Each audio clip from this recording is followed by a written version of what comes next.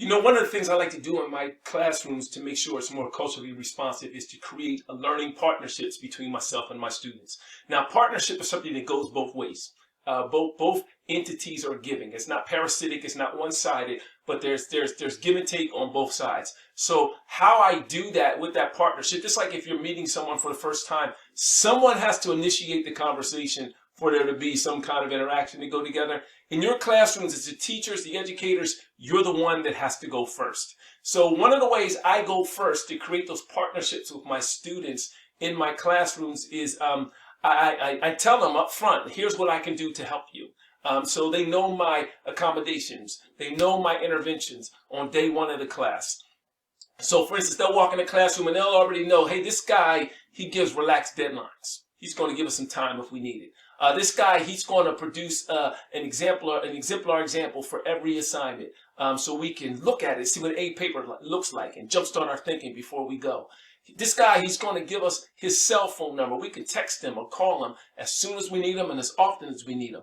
And they're going to know that up front. And that's very powerful for all your students, but your potential students in particular, because now they see the tools and the helps that you have in place to make sure that they're successful even before they get started. So it takes away a bunch of the anxiety, and it helps them buy in so that they know that you're willing to give to make sure that they're successful. Another way that I like to go first with my students is, and I'm challenging each of you to do this, is to find something where you're vulnerable and share that. Admit that to your students.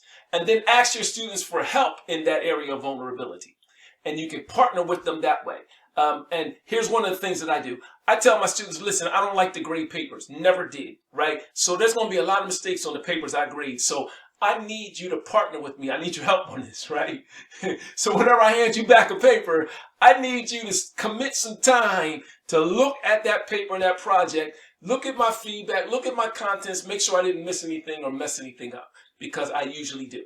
And here's my number. I want you to go ahead and text me, call me, whatever, and we'll talk about it. So I get calls from students, who say, yeah, I might have messed something up or not. And right away when we get in that conversation, it's always a great conversation, because I'm not defensive, because I asked them to call me and they did, right?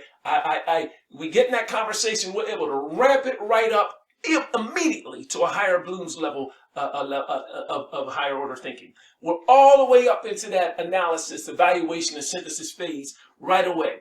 So that student always walks away, whether their claim was correct or incorrect, whether I made a mistake or didn't make a mistake, they always walk away more enriched than they were when they came in. So I know that they're mastering that content even greater because of that conversation. So you know what I do? I give them the points anyway. So here's what I'm challenging you to do. I'm challenging you to find an area of vulnerability within yourself and share that area with your students and ask them to help you. Now, that area of vulnerability has to be something that has to do with the course in the classroom and the student's ability to succeed in the classroom. I'm telling you that not only is it going to open up social avenues so that you can relate with your students better, it's going to ramp up the level of academic success and prowess that your students are going to have because you go first. And here's what it's going to do. Most importantly, it's going to let you learn about your students. You learn about and they learn about you, so that now the cultural barriers begin to dissolve and disintegrate, so that your course, your classroom becomes more culturally responsive all the way around. So go first. You'll reap tons of benefits from it.